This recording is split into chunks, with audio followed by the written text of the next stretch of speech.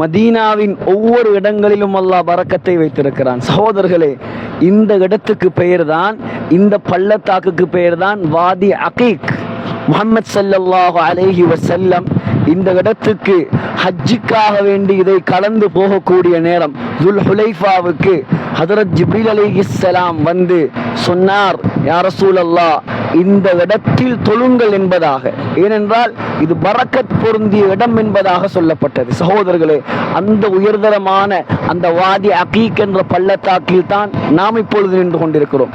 அது மாத்திரமல்ல, இதே இருக்கக்கூடிய கிணறு, இந்த கிணறுக்கு பெயர் பிஇரு உர்வா. நான் சொன்னேன், உர்வத் இப்னு ஸுபைர் ரஹிமஹுல்லா அவர்களுடைய பெயரில் அமைக்கப்பட்ட கிணறு தான் இது.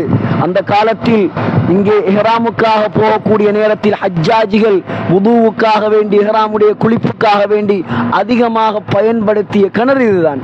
சுப்ஹானல்லாஹ், எவ்வளவு ஆச்சரியமான விடயங்கள்!